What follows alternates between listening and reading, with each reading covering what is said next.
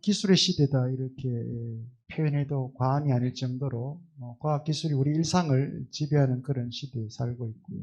그런 의미에서 어떻게 보면 500년 전에 종교적 의미에서 신은 지금 현대에서는 과학으로 대체됐다고 하는 표현까지 나왔고요. 좀 심하게 들어가면 과학 절대주의, 그래서 과학으로 모든 것들을 해결할 수 있다는 그 과학 환원주의로까지 가는 이런 상황이 있는데, 그럼에도 불구하고 국가 혹은 황제가 강요하는 그 종교라고 하는 신앙의 어떤 구속적 틀로부터 벗어날 수 없었던 그때 당대의 500년 전 과학자였던 케플러와 지금 어떤 국가로부터 강요받는 종교는 없죠. 개인의 선택의 종교의 자유가 있기 때문에 21세기 과학자와는 분명히 다를 것 같습니다. 그럼에도 불구하고 우리 강재 선생님께서 말씀하신 것처럼 21세기 그 어떤 과학자들도 다 각자 자기만의 종교를 가지고 있고 정치적 표현도 자유롭게 하고요. 다 하는 거죠. 그래서 이 과학 절대주의가 갖고 있는 소위 말하는 과학은 모든 부분에서 객관적이고 가치 중립적이다라고 했던 그거는 지금도 여전히 아닌 것 같고요. 그죠? 그런 부분에서 과학자들에게도 특정한 가치들이 항상 주관적으로 표현되기도 합니다. 갈릴레이 때도 그랬고요. 코페르니쿠스 때도 그랬고 오늘 또 케플러도 마찬가지입니다만 다른 어떤 것을 떠나서라도 그 시대의 과학자로서의 태도와 자세들은 21세기를 사는 지금 현재 우리에게도 매우 유의미한 것들 던져주고 있는 것 같고요. 오늘 토론을 통해서 여러분 좀 더 많은 얘기들 함께 나눌 수 있도록 했으면 좋겠습니다. 오늘 토론은 타블랄라스 칼리지의 김영찬 교수께서 진행하시겠습니다. 예, 마이크 넘기겠습니다. 네. 우리 2020년도 포럼 준비된 강연은 이제 오늘이 마지막 강연이었습니다.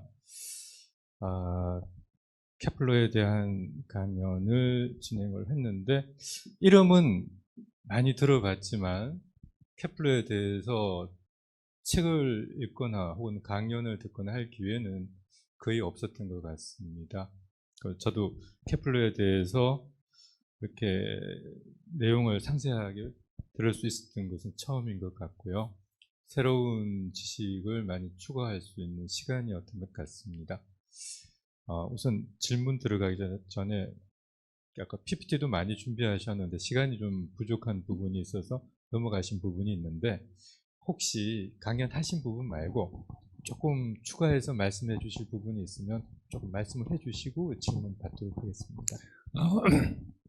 제가 사실은 이제 요 인문 철학 기획 의도 중에 하나가 이런 것들을 살펴서 우리 지금 4차 산업혁명, 우리 시대의 의미가 뭔가 이걸 이제 아마 찾으시려고 그랬던 것 같습니다. 제가 이제 그 이야기를 조금만 하나만 언급하면 제가 아까 케플러가 소위 이제 당시에 그 시대의 자연 철학으로 해석했던 이 우주의 영혼이 있고 또 우주는 대우주, 인간은 소우주. 그러니까 뭔가 신비한 힘이, 신비한 능력이 있어서 그게 이제 작동한다는 그 생각을 소위 이제 기계론적으로 힘이라는 기계론으로 바꾸게 되는 그 출발이 되고 그 이후로 이제 오늘날 과학은 어찌 보면 거기서 완전히 벗어나서 물질을 다루는 어찌 보면 여기 영역으로 왔는데요. 이제 우리 시대가 4차 산업혁명이 되고 뭐 인공지능 또 의식의 문제, 뇌의 현상, 뭐 노화, 죽음 등등 문제까지도 이제 과학하고 이렇게 결부하면서 어찌 보면 그 케플러가 넘어섰던 고선을 거꾸로 한번 돌아봐야 되는 게 아닌가. 사실 이 과학으로 이해되지 않는 이것을 과학이 풀려고 했을 때 생길 많은 부작용을 생각하면요. 저는 오히려 이제 지금은 과학과 철학 혹은 또 다른 분야, 소위 이제 케플러가 넘어섰는데 그때 그 시대의 그 교훈, 지금은 우리가 넘어서서 엄청난 산업, 어찌 보면 이제 문명을, 과학 문명을 이뤘는데 여기서 한 걸음 더 나아가야 될지 아니면 이 부작용을 최소화하기 위해서일지 그런 면에서는 저는 이 과거를 시대를 돌아가서 다시 잘 살펴볼 필요가 있겠다 그런 생각을 하게 됩니다. 그런 점에서 저는 이 케플러나 혹은 뭐 다른 이 초기 과학자들 고인들이 어떻게 지금 과학을 만들었는가 거기에 혹시 우리가 놓친 게 없는지 혹은 지금 우리가 이제 이미 과학을 성숙시킨 우리가 지금 이제 거꾸로 그로부터 다시 그 교훈을 가지고 그분들의 토대 하에서 우리가 새로 어떤 과학 문명 혹은 또 더 폭넓은 그 인류 문명을 그렇게 이제 세워갈 길은 없는가 이런 거에 대한 이제 논의가 이제 필요하면 하면 좋겠다. 뭐 그런 이야기를 조금 더 하려고 했는데 시간이 없었습니다. 예. 네. 지금 우리 르네상스 마지막까지 코페르니쿠스, 갈릴레오, 케플러 이렇게 진행을 했는데 마침 우리 콜로키움 진행했던 게 토마스 쿤의 과학혁명의 구조를 가지고 진행을 했었습니다. 아마 이 콜로키움 내용하고 이 근대 과학 발전했던 과정을 함께 다시 한번 여러분들이 보신다면 근대 정신이 어떤 것이었고 현대에서 과학의 의미가 어떤 것인가에 대해서 조금 더 명확하게 이해할 수 있는 계기가 될 것 같습니다. 자, 오늘도 미리 질문을 보내주신 분들의 질문 사항을 먼저 한번 다루도록 하겠습니다. 매 시간마다 좋은 질문 해주시는 우리 신암도의 강도기 선생님 4가지 질문을 해주셨고요. 또 익명으로 질문을 항상 질문을 올려주시는데 우리 이재성 선생님도 굉장히 궁금해하시는데 저도 어떤 분인지 굉장히 궁금하긴 합니다. 자, 우선 우리 강도기 선생님 질문부터 하나씩 다뤄보겠습니다. 첫 번째 질문이 1627년 출간된 항성과 행성의 천문표인 케플러의 루돌프 행성표에 대해 설명 부탁드립니다. 네, 저도 처음 듣는 용어인데 루돌프 행성표라는 게 어떤 겁니까? 뭐 그냥 하나씩 답 드리겠습니다. 네. 루돌프는 아까 이제 그 1600년에 그 프라하에 갔을 때 그때 황제입니다. 신성 로마 제국 황제인데 이게 이제 그 티코 브라헤가 그 케플러를 조수로 채용할 때 황제한테 데려가서 인사를 시키는데요.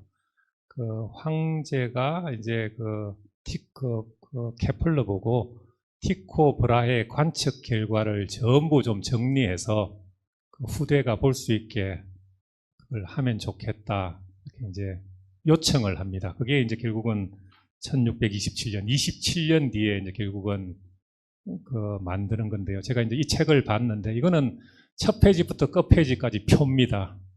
표로 돼서 각 행성들이 몇 월 며칠에 어디에 있다는 걸 표시를 한 그 위치 표시입니다. 그러니까 요 표를 보면 이제 내가 관측하지 않고도 그 날짜를 찾아서 거기 딱 쳐다보면 화성이 그 자리에 딱 있으니까요. 그걸 볼 수 있는 표고. 그래서 제일 실제적으로 혜택을 본 사람들은 이제 선원들, 배를 운항할 때 내가 이제 어디에서 얼마를 보이면 내가 몇 도 각도에 뭐 이렇게 벗어나 있구나를 알 수 있는 그게 있었고, 그 다음에 그 뉴턴이 만유 인력 법칙을 발견할 때 이 사람도 결국은 본인 스스로가 관측하진 않았는데 달의 운동 같은 거 그 만유 인력 법칙으로 증명할 때 이 루돌프 행성표를 이용해서 확인을 전부 했다 그럽니다. 그런 면에서는 굉장히 중요한 그런 책입니다. 예. 네. 두 번째 질문입니다. 세계 최초의 공상과학의 출발점이며 천체의 운행과 관련된 케플러의 저작물, 케플러의 꿈에 대해 개략적인 설명 부탁드립니다. 네. 공상과학 SF 출발점. 네. 이 강도기 선생님이 누군지 모르시지만 굉장한 같습니다. 제가 이제 케플러가 이게 꿈이라는 책이 마지막 저작인데요. 제가 이거 영어판을 사놓고 아직 못 읽어봤습니다. 그냥 내용은 아마 사람이 그 달에서 이제 그 달에 갔을 때 어떤 일이 생길 건가에 관한 이제 공상 소설인데 그 제가 내용은 잘 모르겠습니다. 그 지금 우리 시각으로 얼마나 일치하는지 그 내용은 모르겠는데 하여튼 아이디어는 맞습니다. 이게 공상과학 소설의 출발인데 아마 가장 그 노년에 어려웠던 시기거든요. 그래서 가장 어려웠던 시기에 특히 이제 아마 그 마지막 자식들 중에서 살아남은 자식이 아마 딸이 있었고 그 사위를 위해서 아마 썼던 그런 책으로 제가 얼핏 기억이 나는데 자세히는 제가 더 설명은 못 드리겠습니다. 네. 케플러의 꿈, 이게 번역본은 아마 없는 것 같은데. 우리 번역본은 없고요. 저 영어로는 번역되어 있습니다. 네. 자, 세 번째 질문입니다. 케플러가 굴절 망원경의 원리를 설명한 케플러의 저작물 굴절 광학에 대해 간략한 설명 부탁드립니다. 라고 질문을 하셨는데 이게 반사 망원경이 나오게 된 게 한참 뒤에 문제 이야기입니까? 이거 저기 뭐 프라하에 가서 이제 그 케플러 관련된 그런 대학이나 이런 데 가보면 이제 요거 전시도 해놓고 그랬는데 제가 뭐 이 자리에서 뭐라고 딱 그 말로 설명하기는 조금 어려운데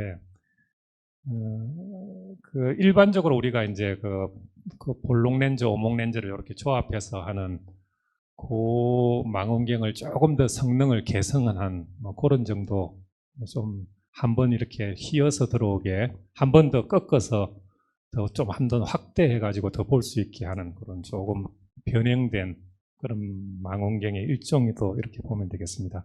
케플러는 사실은 본인이 이제 망원경으로 뭐 그렇게 많은 관측은 하지 않았습니다. 다만 이제 갈릴레오가 관측한 결과에 대해서 항상 찬사를 보내고 또 갈릴레오 그에 대해서 그 발견한 거에 대한 뭐 소논문 같은 거 쓰고 그런 거는 있습니다. 네, 뭐 하여튼 그런 정도 제가 말씀을 드리겠습니다. 이거는 그냥 인터넷을 찾아보시는 게 훨씬 제가 말씀드리는 것보다 더 쉽게 그림이 있으니까 이해에 도움이 되겠습니다. 네. 자, 이제 점점 질문 난이도가 높아지고 있습니다. 이거 네 번째 질문인데 1604년 10월 뱀 주인 자리에 출연한 초신성으로 10월 9일 이탈리아에서 발견된 후 케플러가 18개월 동안 관측 결과를 기록한 케플러 신성에 대해서 개략적인 설명을 부탁드립니다. 이 정도 질문 찾기 위해서는 상당한 공부를 하셔야 됐을 텐데 답변 부탁드리겠습니다. 제 자료 9쪽, 10쪽의 이 신성 이야기는 제가 좀 길게 적어놨습니다. 한번 읽어보시고 1604년에 발견되는데요. 그게 오늘날까지 이걸 케플러 초신성이라고 부릅니다. 밝기가 지금까지 발견된 이제 그 별이 이렇게 이렇게 폭발해서 이제 밝게 보이는 별을 이제 신성이라는데 그 초신성이고 그 당시에 이제 황제 수학자로 있을 때 발견을 해서 요에 관해서 이제 책을 쓰는데 사실은 그 당시에 그 황제의 관심은 이게 이제 불길한 일이냐 길한 일이냐 이제 그의 이제 운명론적인 이제 그런 데 대한 관심이 많았습니다. 그래서 이게 케플러가 요 문제로 엄청 고민했다는 게 자기 기록에 나왔어요. 뭐라고 대답을 해야 되는가. 그래서 뭐 얼버무리고 결국은 말았는데요. 근데 이제 요 신성에 관한 요 책 내용은 뭐 그런 거에 대한 기록이고 이 사람이 이걸 하면서 이제 당시에 그 신성이나 혹은 그 일식 같은 걸 전부 관측을 다시 옛날 자료를 다시 뒤져보는데 그러면서 소위 이제 우리가 오늘날 잘 아는 AD, BC 그 경계 그게 틀렸다는 걸 케플러가 이제 처음 발견을 합니다. 그래서 그 예수 탄생이 BC 4년이다. 그걸 이제 요 책 부록에 집어넣었다가 나중에 따로 별도로 책을 내고 오늘날 이제 그래서 대체로 AD, BC 경계가 BC 4년이라고 하는 게 이제 여기서부터 지금 요 신성과 관계돼서 그때부터 출발을 했습니다. 뭐 그 정도 이야기를 제가 말씀을 드리겠습니다. 네. 근데 예수 탄생이 BC 4년이다. 이게 요즘 받아들여지는 이론은 아니죠. 예, 뭐 그건 제가 뭐 뭐라고. 근데 하여튼 그 경계가 영은 하여튼 그 경계가 정확하지 않다는 거 그거. 네. 자, 우리 강도기 선생님 질문 4가지는 이렇게 간단하게 다루었고요. 다음으로 항상 익명으로 주신 질문인데, 제가 간단하게 봤을 때는 철학적인 주제들로 지금 질문이 많이 나와 있는 것 같습니다. 자, 우선 첫 번째, 아까 설명을 해주신 부분인데, 뭐 간단하게 한 번 더 요약을 부탁드릴게요. 원이 아닌 타원 궤도로 행성이 돈다는 사실을 발견하였다 하니 원과 타원이 다르나요? 라고 질문을 해주셨는데, 그러니까 원과 타원 그림으로 PPT에서 설명을 해주셨는데, 원과 타원에 대해서 잠깐만 설명을 더 해주시고, 예. 그 전체를 타원 궤도로 봤을 때 장점에 대해서 한 번 더 말씀해 주시면 좋겠습니다. 예, 그 원과 타원은 이제 그 중심점이 한 개냐 두 개냐 이제 그 차이가 있다고 아까 말씀드렸습니다. 근데 실제로 그 케플러가 깊이 있게 연구한 화성은 원과 타원 사이에 그 차이가 거의 없습니다. 거의 원과 가까운 약간 이제 찌그러든 정도, 굉장히 작습니다. 그런데 저기 이제 천왕성, 명왕성, 해왕성 바깥으로 나가면 굉장히 이제 그 타원이 분명한 그런 타원이 되고 있습니다. 그런 면에서는 이제 그 많이 다르지 않다고 할 수도 있고 이제 다르다 할 수도 있는데, 왜 타원이 장점이 있느냐 하면 뭐 이제 결과론적인 건데, 만일 원이라 그러면 굉장히 우리 삶이 단조로울 것 같습니다. 계절 변화나 또 뭐 항상 똑같은 거리에서 이렇게 돌면 변화가 별로 없는데, 한 번은 겨울 좀 멀었다가 가까워졌다, 좀 빨리 돌았다 느리 돌았다 뭐 이렇게 하니까 좀 변화가 있는 거 아닙니까? 그런 면에서 훨씬 좀 다이나믹하다 할까요? 삶이, 인생이. 그런 면에서 좀 더 재미있는데, 그렇다고 해서 타원이 말씀드린 대로 완전한 무질서가 아니고 그 두 점 중에 하나가 어떻게 태양이 있다는 게, 이게 우연이라고 말하기에는 너무나 어찌 보면 신비로운 그런 현상. 이게 이 우주가 어떻게 수학을 스스로 알아서 그렇게 그 점에다가 딱 거기다 태양을 두었을까? 그건 참 신비한 그런 현상이죠. 이걸 이제 물론 뉴턴이 법칙으로 설명은 했는데, 그거는 이제 어찌 보면 결과를 법칙화한 거고, 그 자체가 그렇게 만들어졌다는 건 참 신비한 그런 현상이죠. 예.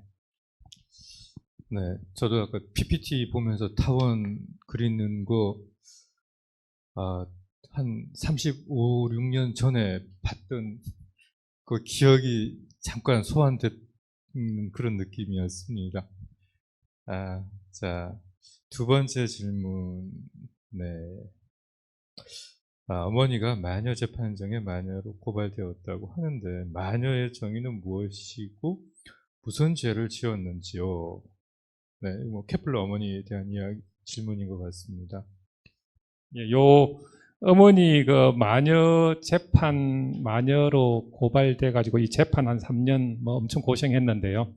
이거는 그 우리말로도 소설이 번역되어 있습니다. 소설화돼 가지고 어머니가, 왜냐하면 마녀로 재판받아서 결국은 이제 화형을 당하지 않고 뭐 케플러가 그 일을 그만두면서까지 변호를 해서 살아나는데요.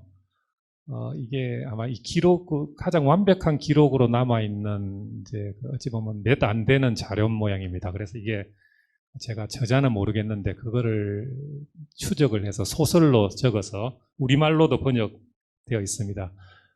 마녀라는 것은 뭐 그 정의를 제가 어떻게 내려야 될지, 뭔가 하여튼 우리 좀 소위 이제 성경 당시에 성경에서 볼 때 약간 미신이라고 할 수 있을 만한 그런 민간요법 뭐 이런 것들, 뭐 어떤 풀을 먹었더니 나았다, 뭐 어머니가 이제 특히 그 말도 좀 약간 수다가 많고, 또 아줌마들 동네 이제 여자들에게 뭐 이런저런 이야기를 많이 하고 다녔는데, 그로 인해서 이제 구슬수에 올라서 결국 이제 고발이 되는데요. 뭐 내용은 특별한 게 없습니다. 뭐 어떤 약초를 먹었더니 나았다 뭐 해서. 근데 이게 이제 그 보기에 따라서 이게 이제 악마가 들어가서 조정을 해서 그렇게 마녀가 되었으니까 이 사람을 이제 불에 태워서 영혼이라도 하늘에 올려서 살려야 된다, 뭐 이런 거 하는데, 이제 케플러는 이거 뭐 모함이고 그 마녀라는 것은 뭐 없다, 이런 주장을 이제 끝까지 해서, 이거 여기 이제 이 마녀 재판과 관련해서 이제 케플러의 태도는 철저하게 자기가 그 화성의 타원궤도 찾는 그 방식으로 치밀하게 과학적인 접근을 했습니다. 아주 증거 같은 걸 하나하나 따지고요. 조금이라도 불리하면 재판을 연장해서 다시 또 증거를 찾고 하는. 지금 같으면 이제 그 우리 재판 과정 비슷한데, 당시는 뭐 인권이 그렇게 보호되는 시절은 아니니까 이 재판이 뭐 대부분 쉽게 결판이 나서 그냥 처형됐는데, 이제 요 경우는 특히 이제 이 황실의 수학자까지 여기만 사람이 개입하니까 근데 오래 끌었고 그랬습니다. 근데 뭐 되돌아보면 큰 죄는 어찌 보면 아니고, 지금 보면 이상한데, 근데 이 기록에 보니까 뭐 엄청나게 많은 사람이 희생됐더라고요. 그 케플러 어머니가 살던 그 동네, 원래 이제 고향으로 돌아갔는데 거기도 여러 명이 화형당했다고 그렇게 나와 있었습니다. 이거는 그러니까 개신교가 루트 교회가 들어갔는데도 그 일은 그대로 계속 이어서 계속 진행됐다는 것을 제가 볼 수 있었습니다. 네, 중세 말에 마녀 하면은 굉장히 다양하게 아마 사용된 용어인 것 같습니다. 마녀, 그래서 꼭 여성만 의미하는 것도 아니었던 것 같고, 또 뭐 정치적으로 활용되기도 하고 종교적으로 활용되기도 했던 여러 가지 요소들이 있었던 것 같습니다. 제 기억으로는 umberto eco인가 장미의 이름 보면 상당히 이미지화 시켜서 마지막 그 중세 말기 요소들을 볼 수 있는 장면들이 있고, 또 그 당시에 과학적인 자세를 갖췄던 사람들의 사고방식하고 대비시켜서 볼 수 있는 그런 부분들도 있습니다. 자, 세 번째 질문은 네. 스콜라 철학이라는 것은 어떤 철학인지요? 이거는 제가 대답할 게 아닌 것 같습니다. 예, 이거는 우리 성영은 교수님 답변할 분야는 아닌 것 같고, 그냥 가장 간단하게 답변 드리면은 중세 그 철학을 크게 이제 두 부류로 나눕니다. 그 초기 기독교를 정당화시켰던 사람들을 교부 철학자들이라고 하고, 이제 중세 후기에 기독교 교리 체계 중심에 섰던 사람들이 스콜라 철학자 이제 이렇게 구분을 하는데,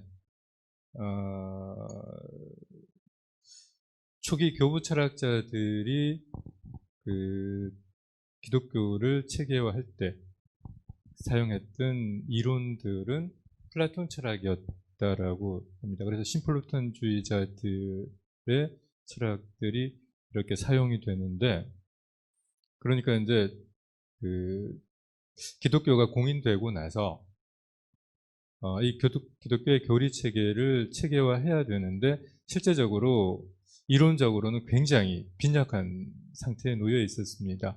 그러면 이제 무엇을 가지고 이론 체계를 만들 것인가 했을 때 이제 플라톤의 사고방식에서 도움을 많이 받습니다. 이론적으로 보면 아주 단순화시켜서 이원론적으로 세상을 구분하고 이데아계와 현상계를 구분하는 이런 사고방식이 지상계와 천상계를 구분하는 기독교적인 사고방식하고 상당히 맞아떨어졌다라고 볼 수 있습니다. 그래서 적극적으로 이원론적인 사고방식을 가지고 기독교를 방어하려고 했던 게 교부 철학자들의 모습이었고, 스콜라 철학은 조금 더 이제 학문적으로 발전을 합니다. 여기 이제 그 중세 1100년경 시점으로 해가지고 십자군 전쟁 이후에 이제 잊혀졌던 그리스의 고전들이, 우리 지난번에 중세 했던 거 기억나시죠? 서양 사회로 전해지면서 이제 플라톤의 저작뿐만 아니고 아리스토텔레스의 이제 저작들도 함께 유럽에 전파가 되면서 이 아리스토텔레스의 저작을 그 당시 이제 학자들이 새롭게 공부하면서 아리스토텔레스의 저작물들을 중심으로 해서 이제 기독교의 교리 체계들을 정립시켜 나가고, 물론 이제 철학적인 관점이 많이 들어가지만 역시 이 중세 이 철학자들이 활동할 수 있었던 것은 교회의 틀에서 벗어날 수 없었기 때문에 대부분이 이제 이런 신학적인 논쟁을 정의하는 단계로 마무리가 많이 됩니다. 그래서 스콜라 철학의 대표적인 사람이 이제 성 어거스틴 같은 사람들이 이 나름대로의 이제 학문 체계를 기독교하고 연결시켜서 발전시켜 나갑니다. 예, 제가 지금 틀은 이 정도로만 설명을 일단 드리도록 하겠습니다. 자, 이거 네 번째 질문은 나노과학을 연구하시는 분에게 드리기 굉장히 힘든 질문인데, 하나님이 세상을 만드셨다면 하나님은 지구가 움직이지 않는다고 생각하나요? 네. 그렇게 볼 필요는 없는 것 같습니다. 제가 우리 아마 지난 3번 지구 중심설, 태양 중심설 이제 지금 논쟁, 그걸 기점으로 근대 과학이 어떻게 이제 시작되느냐 이렇게 설명했는데, 오늘날 우리 이 우주를 발견한 그걸 보면요, 사실은 이 천동설, 지동설, 지구 중심설, 태양 중심설을 어찌 보면 다 넘어섰습니다. 왜냐하면 지구가 태양을 돌지만 태양이 다시 또 우리 은하의 중심을 돌고 있고, 또 이 은하는 또 다른 은하를 돌고 있고 서로 돌고 있어서 뭐가 뭐를 도는지 사실은 모릅니다. 그 정도로 굉장히 복잡하고, 만일 복잡한 수학을 사용한다면 옛날 천동설을 다시 돌아가서 거꾸로 지구를 중심으로 놓고 다 돌려도 같은 답을 얻을지도 모릅니다. 그러니까 이게 뭐가 도는지 참 말하기가 오히려 어렵고, 안 도는 게 하나도 없습니다. 우리 지구 지금 나중에 이제 혹시 뉴턴 만유인력 법칙 해보면 이제 아시겠지만, 우리 지금 하루에 지구 자전이 시간당 1100km, 그러니까 우리 비행기 속도로 지금 이렇게 돌고 있거든요. 그 정도로 돌고 있고, 그다음에 하루에 지구 우리가 도는 게 한 11만 킬로, 공전 속도가 시속 11만 킬로면 비행기의 한 100배 정도 속도로 지금 돌고 있는데, 우리 지금 모르고 살아가지 않습니까? 이게 또 태양계가 또 84만 킬로 시속, 또 은하계를 돌고 있고 은하가 또 돌고 있고, 정말 복잡해서 이거 움직이지 않는다, 이거 전혀 그렇게 말할 수 없을 겁니다. 네. 네, 하나님이 지구가 움직이지 않는다고 생각을, 과연 인간이 하나님의 생각을 알 수 있으면 굳이 인간일 수 있겠습니까? 네, 이게 이제 연결된 5번째, 이건 질문이 아니고 약간 코멘트로 연결이 됩니다.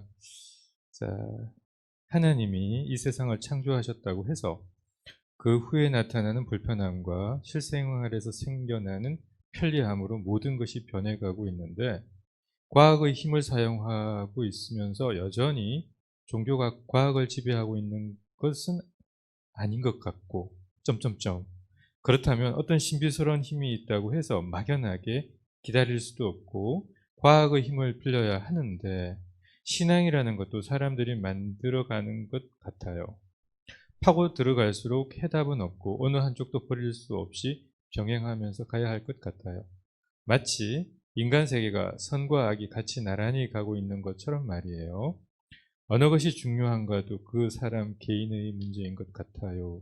네, 요약하면 신앙과 과학의 문제에 대해서 이건 과연 인간의 어떤 관점의 문제가 아닙니까? 이렇게 질문을 드리고 있습니다.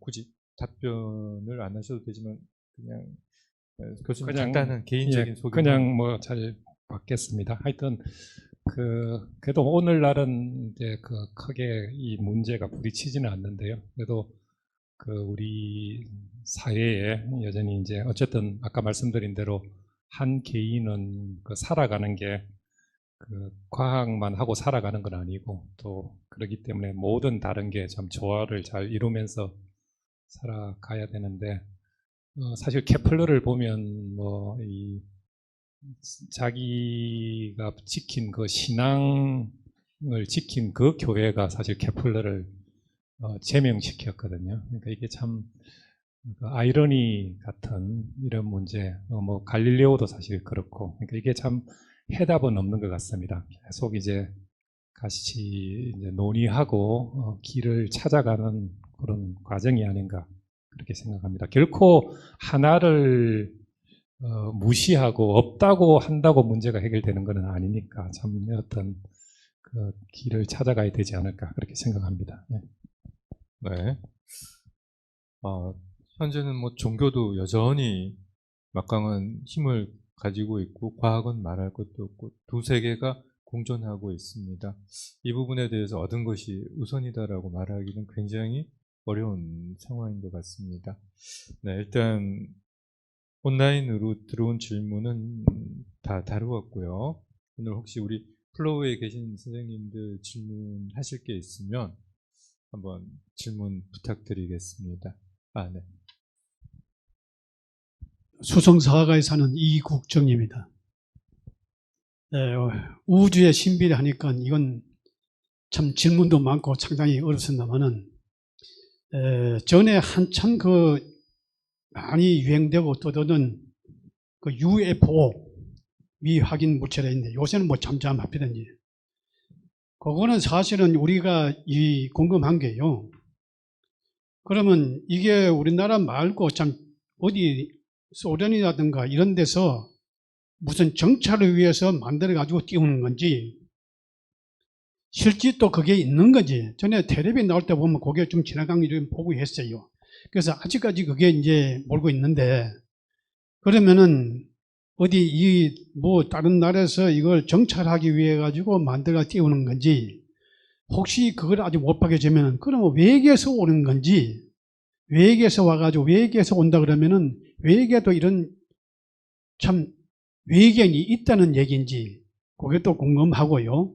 그래서 이제 우주 신비니까 교수님이 좀 여기 딱 맞는 그 질문이 보겠습니다만은 또 그 다음에 이제 여름 밤에 보면요. 여름 밤에 이제 그 맑은 날에 밤에 보면은 별이 쫙 있다 보면은 별이 하나가 떨어져가지고 쫙 불편이 하면서 그 다음에 없어지는 게 있습니다. 근데 그게 이제 뭔지 상당히 궁금하는데요. 이걸 왜 또 제가 질문 드리냐면은 전에 제가 그 일본 교수가 쓴 그 일본 열도는 침몰한다는 그 책을 한번 읽은 게 있습니다. 거기에 책의 내용이 이제 중요한 게 있는데요.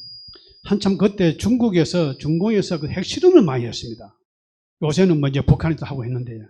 핵실험을 많이 하니까 우리나라에 뭐 방사능 낙진이 온다, 죽음의 재가 온다고 한참 그랬는데요. 그 책에서는 뭐라고 했냐면은 방사능 낙진 이게 문제가 아니고 핵실험을 많이 하게 되면 지금 태양이 있고 오존층이 이제 쌓아가지고 이렇게 우리가 보호를 하고 있는데 오존층이 구멍이 난다.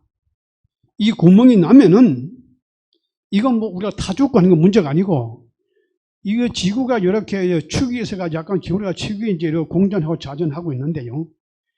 이거 도는 도는데 이거 공전이 좀 그게 이제 오존층이 뚫혀버리면은 지금 미국이나 소련이나 이런 데 보면은 핵무기를 갖다 많이 만들어가지고 수백 개, 수천 개를 지하에 묻어놨는데 이것이 자동 폭발한답니다. 그러면 자동 폭발하게 되면은 지구가 도는 것이 이게 축이 바뀌어진다, 이거. 축이 바뀌어지면 이기 때문에 밤이 되고 낮이 되고 1년이 되는데요. 축이 바뀌어버리면 바다가 육지 되고 육지가 바다 안 됩니까? 그거 완전 정리돼. 그래서 아까 그 해상이 날아가다 없어지는 거 그게 혹시 날아가다가 어디 만약에 지구에서 부딪힌다 이런 게 있어가지고 제가 뭐 질문 한번 드립니다. 첫 번째 그 우주 UFO 우주인이 있는가 이거 이제 재미있는 게 지구 바깥에 지구와 같은 그 생명체가 사는 행성이 있을 수 있는가 그 연구를 그 미국 나사가 중심돼서 하고 있는데 그 프로젝트가 재미있게도 케플러 프로젝트입니다.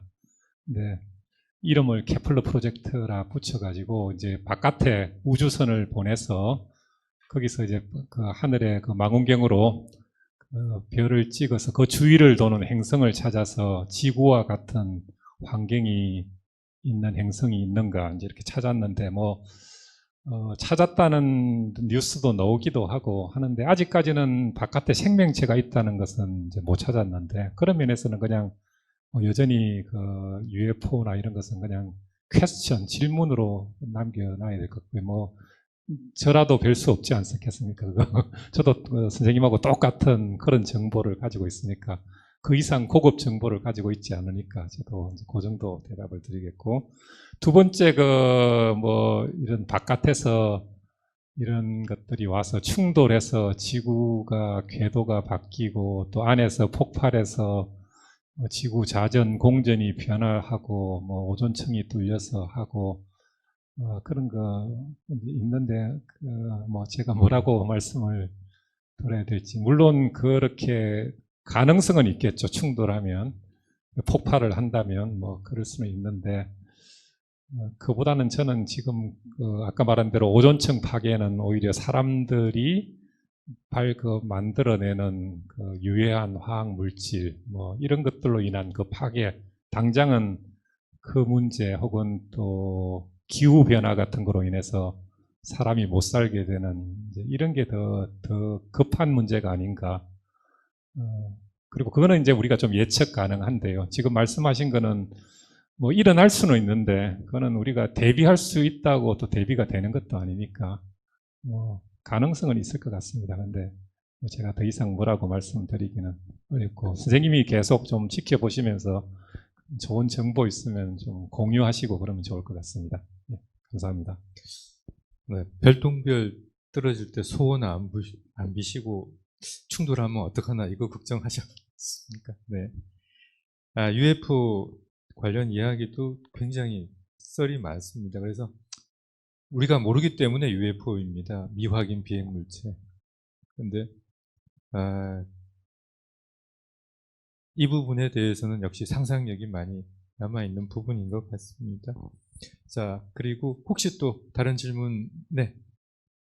먼저 질문 받고 두 번째 받도록 하겠습니다. 네, 만촌동의 이병욱이랍니다. 좋은 강의 감사드립니다. 과학을 잘 모르는 그냥 일반 시민 입장에서 질문 두 가지 드리겠습니다. 중고등학교 때 그 짧은 그 과학 시간에 배운 법칙만 해도 사실 엄청나게 많은데 사실 기억은 다 안 납니다.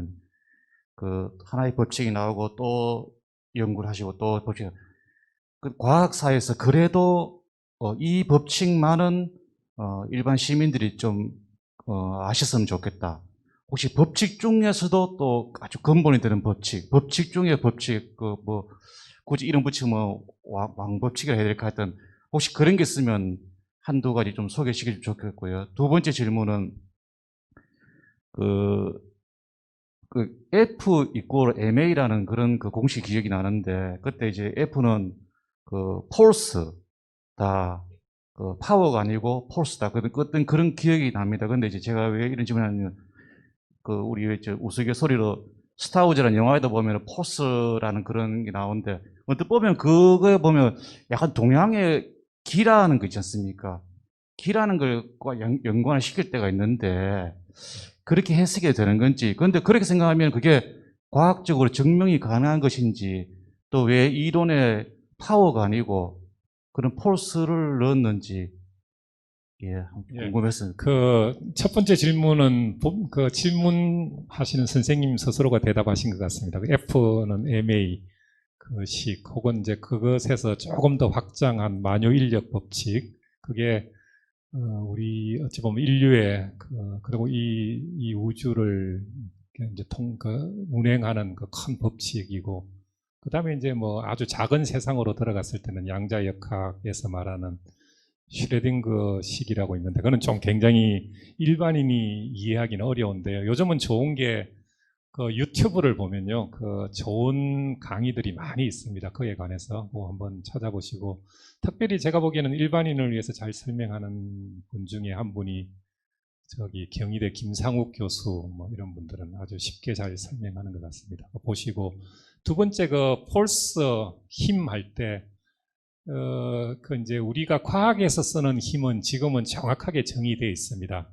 정의되어 있는데 그게 이제 주로 뉴턴 이후에 아까 F 이퀄 ma 할 때 그때부터는 그 질량 곱하기 그 속도의 변화 그걸 힘으로 정의한다고 약속을 했기 때문에 정했는데 제가 오늘 아까 말씀드린 케플러가 힘 할 때 그때는 지금 선생님이 말씀하시는 동양의 기나 뭐 어찌 보면 뭐 물질 속에 있는 어떤 영혼이나 그런 개념과 섞여 있는 약간 자연 철학적인 좀 풀 수 없는 그런 문구가 있지 않을까 그렇게 생각하고 제가 이제 그 초두에 잠깐 말씀드렸던 것처럼 우리가 4차 산업혁명이 되면서 다시 인공 뭐 두뇌 뭐 이런 문제, 의식 문제 뭐 이런 이야기를 하게 되면서 사실은 과학이 성공을 했다고 하지만 과학으로는 설명이 안 되는 이제 그런 문제가 있지 않습니까? 이제 그런 거 할 때는 다시 이제 어떤 다른 분야들하고 그런 문제를 논의해서 힘도 좀 다시 재정의를 그런 데서는 좀 해야 되지 않을까. 왜냐하면 우리가 모르는 그런 신비한 게 분명히 있는 거니까요. 그렇게 생각합니다.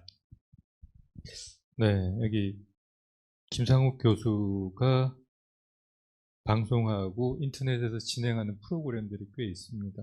저도 어제 잠들기 직전에 봤던 게 양자역학에 특히 전자에 대해서 설명하는 부분을 잠깐 봤었는데 네, 저같이 과학, 수학에 대해서 한 40년 손 놓은 사람도 보면서 조금 따라갈 수 있는 부분들이 상당히 많이 있었습니다. 네, 마지막 질문 한번 받도록 하겠습니다. 서울에서 오셔가지고 그 대단히 감사하고요. 예, 강의 잘 들었습니다. 그리고 사람이 그 소우주라고 그때 말씀하셨는데 저도 사실은 사람은 소우주인데 자기 뜻대로 살아가는 것 같아도 거대한 신의 섭리가 존재하는 것 같습니다. 남녀 관계도 그렇고 삶도 그런데 교수님 그냥 간단하게 한 말씀 좀 듣고 싶어서 질문 한번 드립니다. 감사합니다. 예, 뭐 제가 그에 대해서는 그 뭐라고 말씀드리기가 이제 어쨌든 그 우주의 이 운행하고 사람 안에서 이렇게 움직이는 게 굉장히 그 유사한 점이 있어 보이는 건 분명히 있지 않습니까? 그래서 이제 아마 그 시대는 그렇게 했던 것 같고 지금은 뭐 그 생명 현상을 전혀 과학에서는 그렇게 보고 있지는 않는데 그러나 이제 말씀드린 대로 그 물질의 개념으로 생명을 보는 이 과학이 정말 인간을 전부 설명할 수 있을까? 거기에 조금 전에 질문하신 그 힘이라는 개념이 과학에서 말하는 힘 이상의 뭐가 더 작동하고 있는 거고 이런 게 있는 거니까 저는 그런 면에서 과학은 굉장히 제한적이라고 생각을 가진 사람입니다. 과학을 하지만 과학의 한계가 해볼수록 분명하고 그래서 뭐 과학을 하지 않는 쪽에서는 이 과학에 굉장히 기대를 많이 거는데 저는 지나친 기대는 굉장히 위험하다고 생각하고 오히려 훨씬 다양한 분야하고 대화하고 풀어가야 된다고 그렇게 생각하고 자칫 이제 그 과학의 영역을 넘어설 때 생길 그런 위험 그런 면에서도 뭐 좀 많이 둬야 되지 않을까. 그리고 아마 그거를 넘어섰을 때는 그거는 과학이라고 할 수 있을까 그렇게 저는 보고 있습니다. 뭐 그런 정도 말씀드리겠습니다. 네, 마치고 싶었지만 마지막 질문 하나 더 받도록 하겠습니다. 네, 대명동에서 하는 한규천입니다. 아까 교수님 말씀하실 때 여태까지 우리 현대의 과학이 이루어질 때까지 과거에 수많은 과학자들이 연구한 게 하나하나 모이고 그게 또 근본이 되고 또 과거에 연구했던 걸 조금 더 발전시켜가지고 또 새로운 과학이 나오고 그래서 지금 현재까지 뭐 완성은 아니고 지금 그 현대 과학까지 이르렀는데 교수님께서는 지금 자연과학을 연구하고 계신다니까 그게 밑바탕이 돼가지고 뭐 새로운 그 과학 발전을 위해서 뭐 연구하고 계시는 게 혹시나 있는가 그게 묻고 싶고요. 그 다음에 오늘 케플러부터 시작해서 쭉 얘기가 나왔습니다만, 과거에 우리가 과학적으로, 자연과학적으로 이렇게 쭉 실질적으로, 현상적으로 증명되고 이렇게 이루어왔는데, 이 우주는 우리 자연과학이, 이 인간들이 이 자연과학을 연구해가지고 지금까지 현재까지 과학을 발전시킨 거, 이거는 이 넓은 우주의 그 현상에 대해서 뭐 좀 과하게 얘기하면 몇 조 분의 1, 그거로 지금 현재 이루어졌다고 생각하고, 나머지 이 우주의 신비, 자연의 그 현상 같은 거, 그런 걸 아직은 우리 인간의 힘으로 못 밝혀냈거든요. 저는 그렇게 생각하는데. 그래서 그 못 밝힌 부분을 신앙의 빛으로 우주의 신비를 보기로, 그렇게 못하니까 우리 신앙이라는 걸 가지고 우리 정신세계에서 그 우주의 신비를 한번 밝혀보자 하는 그 인간의 욕심이 있고, 또 그래서 그 신앙으로서 그 우리 우주 현상을 한번 밝히자 하는 그런 마음에서 이 신앙의 빛으로 우리가 지금 현재 못 밝힌 그걸 한번 마음속으로, 신앙으로 한번 밝혀보자 하는 그런 뜻으로 생각하는데, 교수님 생각은 어떠십니까? 예, 제가 두 번째 거는 뭐 그냥 답은 안 드리겠습니다. 선생님이 그냥 뭐 정리를 하신 것 같고요. 그 첫 번째, 새로운 과학 연구. 모든 과학자들은 새로운 연구를 하고 있습니다. 다만 그 정도가 좀 성과가 성큼 한 걸음 나아가는 분도 있고 아주 작은 분도 있고 그런 게 쌓여서 하나씩 발견되죠. 뭐 저희 과학하는 사람들이 볼 때 이제 예를 들어서 노벨상을 받는 분들이 굉장히 이제 뛰어나지만, 아까 제가 처음 말씀드린 것처럼 어찌 보면 이분은 그 분야를 대표해서 처음 시작한 분으로 이제 받았다고 보면 되는데, 그렇다고 그분이 또 처음 시작한 것은 사실은 아닙니다. 그 이전에 쌓았던 것 위에 한 발을 디뎠고 그 뒤에 또 수많은 사람이 이제 그거를 이제 이어가는 그런 구조고, 아까 제가 케플러도 잘 보시면 사실은 그 우리가 지나놓고 보면 그 타원 그거 누구나 생각할 수 있는 이미 타원이 넣을 수 있는 모든 분위기는 다 만들어져 있었거든요. 이리저리 계속 이제 다만 원을 고집하다 보니까 자꾸 원 개수 늘려가다 봤는데, 사실 그거 뭐 답을 알고 나면 그 콜럼버스 달걀처럼 그거 나도 할 수 있는 간단한 그 연결하면 타원 되는 건데 그런 거 아니겠습니까? 많은 과학은 사실 그렇게 누가 거기서 살짝 그게 콜럼버스 계란처럼 달걀처럼 그렇게 한 걸음 더 크게 내딛는 분도 계시고 또 작게 내딛는 분도 계시고, 그런 면에서 저도 이제 새로운 것들을 계속 하니까 새로운 논문들을 계속 내고 있는 건데, 그 정도가 이제 일반인들이 보기에는 뭐 너무 전문적인 거라서 그게 뭔 차이가 있나 뭐 그렇게 보이실 수도 있고, 그렇지만 뭐 저는 그게 또 제 할 일이니까 그렇게 꾸준히 하고 있고 그렇습니다. 이런 게 쌓이면 또 이제 지나고 나면 그게 또 한 걸음 보이고 그렇게 되겠죠. 예. 네. 강 선생님 질문을 살짝 바꾸면, 지금 혹시 과학혁명이 일어날 만큼 에너지가 쌓인 부분이 있냐, 이런 질문인 것 같은데. 뭐 그런 면에서는 어찌 보면 이제 제가 하는 분야가 이제 전기 자동차나 수소 연료전지 자동차 뭐 이런 쪽인데요. 이게 뭐 전에 우리가 시작할 때는 불가능하다고 다 했는데, 그래도 그로 만들어진 자동차가 이렇게 이제 바깥에 다니기도 하고, 문제는 아직 많지만 그런 거 보면 시대가 분명히 바뀌고 있는 거는 뭐 그런 것 같긴 합니다. 자, 마무리하기 전에 혹시 원장님 뭐 따로 질문 있으신가요? 첫 질문은 아까 서서 말씀드렸고, 또 우리 토론 들어가기 전에 그 4차 산업혁명 시대, 심지어 그 인공지능 부분까지 암시적인 말씀을 해주셨기 때문에 생략하고, 오늘로서 저희들은 여전히 그 케플러가 근대 과학자로서 이제 마무리하는 것 같습니다.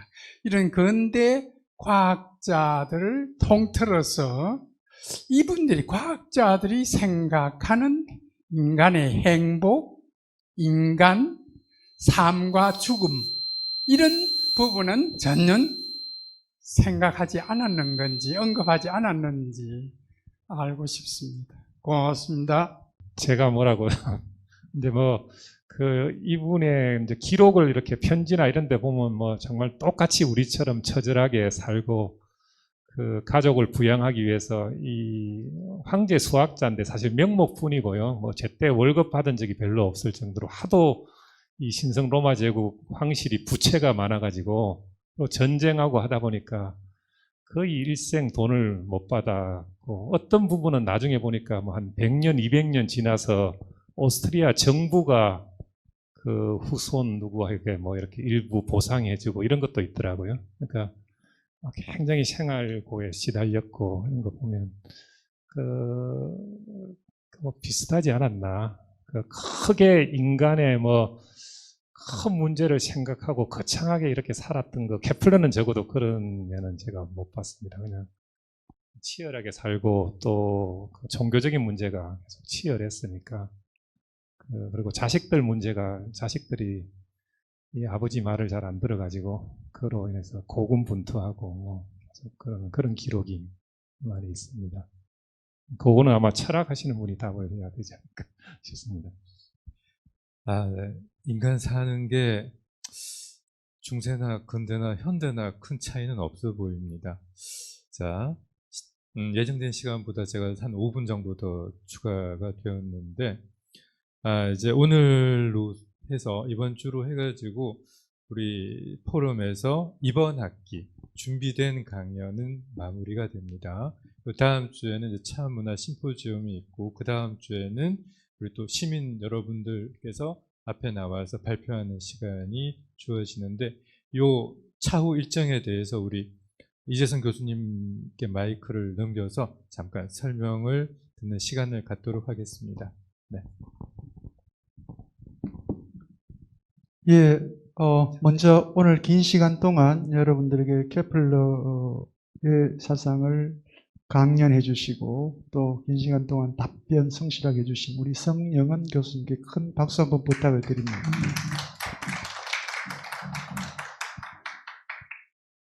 이 케플러가 사실은 칠삭동이었다 그러죠, 그죠? 네. 사실은 태어나는 그 순간 우리가 이제 칠삭동이 하면 서구 사상에서는 토마스 홉스가 스페인 무적 함대가 공격하러 온다는 소리를 듣고 엄마가 놀라서 뭐 그때 태어났다고 해서 자기는 이미 태어날 때부터 공포를 갖고 태어났다고 표현했는데 이 케플러도 칠삭동이었답니다. 그리고 환경이 굉장히 열악했고요. 부모님들도 어떤 일정한 제대로 된 직업을 가지고 있지 못한 그런 상태. 그러니까 요즘으로 보면 뭐라 그랬습니까? 자기의 뛰어난 타고난 재능, 능력을 발휘해서 황제 수학자까지 올라가게 되는 그런 부분에서는 교수님 말씀하신 것처럼 정말 치열한 자기 실존적 삶을 살았던 한 과학자였던 것 같습니다. 방금 말씀드렸던 것처럼 오늘로서 2020년도 임원 포럼 강연, 주제 강연은 끝났고요.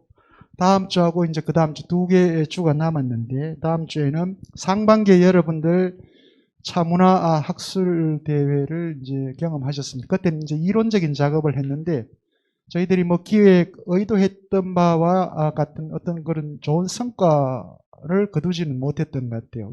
다른 말로 하면 중국이나 일본 같은 경우는 차학이라고 하는 것이 학문적으로 이렇게 체계화된 과정들이 있었는데 우리 한국은 여전히 지금까지도 이러저런 다도라고 하는 일종의 차를 마시는 방법에 대해서는 뭐 여기저기 자기 주장이 많지만 그럼에도 불구하고 이걸 전부 객관화시키고 보편적인 하나의 학문으로 체계화한 차학이라고 하는 것은 지금 성립이 되어 있지 않습니다. 대한민국이. 그래서 뭐 지금 얘기하는 것들은 다 그런 거예요. 조선시대는 유가의 성리학자들이 중국의 이러저러한 것들을 가지고 와서 했다 하더라. 불가에서는 뭐 스님들이 이렇게 했다 하더라. 혹은 일제강점기 때 일본의 다도를 이렇게 배워서 했다 하더라. 라고 이제 말은 하지만 실제 한국 고유의 전통적인 이 다도와 관련된 것은 학문적으로 체계화된 게 없습니다. 그래서 이제 저희 이 포럼에서는 그 부분을 한번 짚어보자라고 의도를 했던 건데요. 이거는 뭐 또 향후 열려있는 문제이기도 하고요. 그래서 상반기에 이어서 다음 차반기에는 실제 이제 이론적인 부분에서 이제 실천적인 부분과 관련해서 어떻게 하면 차와 관련된 예법부터 기타 해서 이런 것들이 실질적으로 어떻게 이루어지는가 하는 것들을 다행을 통해서 여러분들을 만나게 될 것 같습니다. 아마 이 자리에 오늘 몇 분이 와 계십니다만 혹시 다음 주에 학술 심포지움에 참여하고자 하시는 시민 여러분들이 계신다면 수성구 범어 도서관을 통해서 신청을 미리 하시길 바랍니다. 그래서 아마 도서관에서도 지금 방역 문제 때문에 지금 참여하실 수 있는 이런 부분이 극히 제한적일 겁니다. 그래서 신청을 하시고 다음 학술대회에 참여해 주시면 좋을 것 같고요. 마지막에는 시민인문 심포지움 해서 이 온라인 체제로 돌아가다 보니까 사실 뭐 오프라인에서 하시던 뭐 여러분들 한 3분, 4분 이렇게 모시고 하면 좋은데 이번에는 이런 상황이라서 한 분을 모시고 여러분들하고 마지막으로 시민인문학 심포지움을 진행하는 방식으로 해서 2020년도 인문포럼을 마무리를 하려고 합니다. 그때까지 또 여러분들 다 함께 해주시고요. 오늘 이제 강의자 선생님 또 바쁜 일정으로 가셨습니다만 다음 주에도 여러분들 오늘처럼 건강한 모습으로 이 자리에서 혹은 댁에서 인문포럼과 함께 만날 수 있도록 하겠습니다. 고맙습니다.